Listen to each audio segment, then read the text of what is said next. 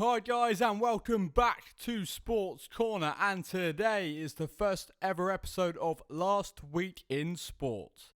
We are going to look back at the last 7 days or so of sport and bring you the headlines and the hot topics of conversation. But if you are new to the channel, please consider subscribing to Sports Corner and hitting that like button on this video. Now let's get into the last 7 days of sport.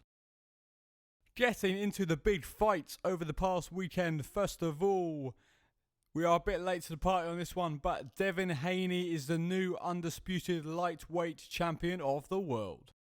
Haney won a unanimous decision over George Kambosos Jr. in his native Australia, and it was a dominant performance. Haney dictated the pace of the entire fight, never really hurting Kambosos, but winning the rounds with no real fire coming back from the Australian.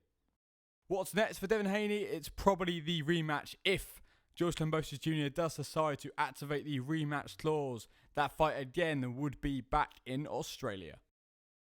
Daniel Dubois became the WBA regular heavyweight champion of the world after his 4th round stoppage win versus American Trevor Bryan.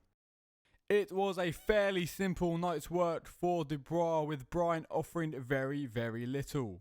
Dubois will now become mandatory challenger for the WBA Super title, but I don't think the WBA will order that fight until 2023 at the earliest.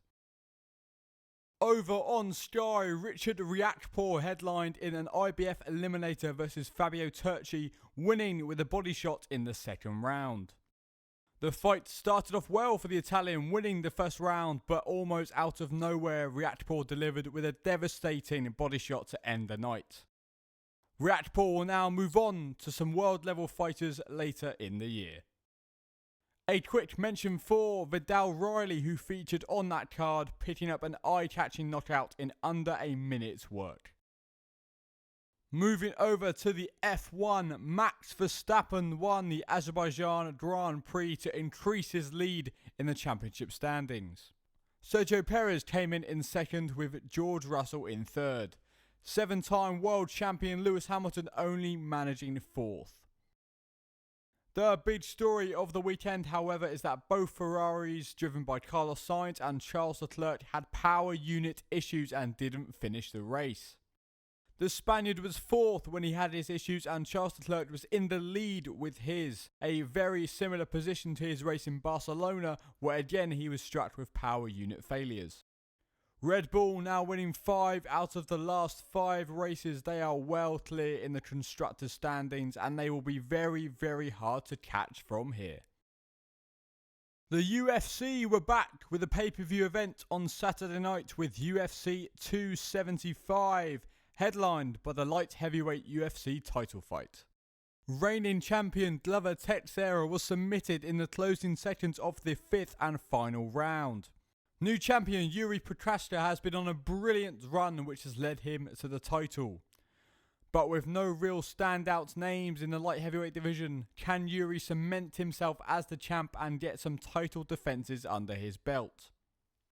Valentina Shevchenko also featured on the card, defending her title after 5 rounds with Talia Santos, and a big win from Weili Zhang as well in her rematch against Joanna Jędrzejczyk. And finally, to round off the week, the English men's football team have failed to win any of their 3 Nations League group stage matches. That is the first time under manager Gareth Southgate that the Three Lions have failed to win 3 consecutive games. And in darts, Dimitri van den Berg beat Gary Anderson in the final of the Nordic Masters Series in the PDC. Thanks for watching, guys. That was Last Week in Sport. If you haven't done so already, if you could like this video and subscribe to Sports Corner, that would really help us out. Thank you very, very much.